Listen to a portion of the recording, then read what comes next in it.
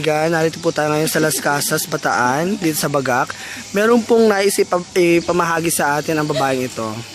Okay, good morning everyone. So we are here in Las Casas, Pilipinas, in Bataan to explore the beauty of the Philippines. Come on, follow me. Kailan po ito tinatag Binibini? Noong taong 1876, nang dumating ang mga Spanish sa Pilipinas, nagkaroon ng labanan. Dahil sa labanan na yon, nabuo itong mga bahay na to. So, dyan po ay produkto ng mga batuhan nila. Yes, tama. Nagbatuhan sila. Tapos na-form na lang siya bigla ng ganyan. At dito makikita natin, may gwapong lalaki. Tingnan natin kung ano ang binabantayan nila. Sige. Ito ba yung tinutukoy mo kung Good morning po. So, ito po si Sir Jihad, ang trainee dito sa Las Casas, Pilipinas, Bataan. Thank you po, sir. Follow me.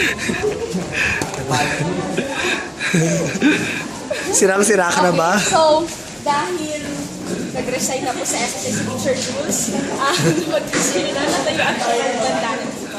So, Ito si Teacher Jules, mga kaibigan. oh my goodness. Tingnan mo to. Yes.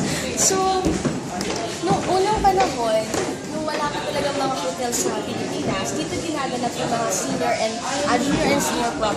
So, ayan, makikita niyo kung gaano kabenta. Mga glasses, yung mga something and everything. Yes. Sila po mga kaibigan ay nagpicture po gamit ang salamin ito.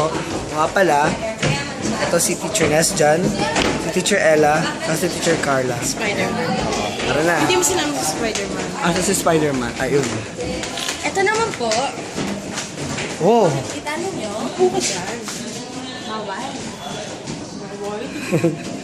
Ito ang itsura. Pwede! Teacher NJ, kapag naiinit na siya sa klase niya. Check it out, yo.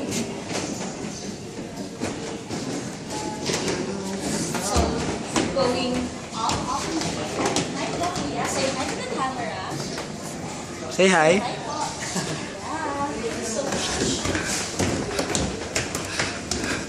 So maybe, I thought it's a picture taking, but it's actually a video. So we also have my Kuya. Say hi to the video ko, Kuya. Say hi. Just give a wave. Hi. Now we're here.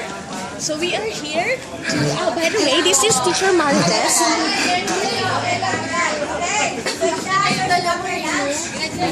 So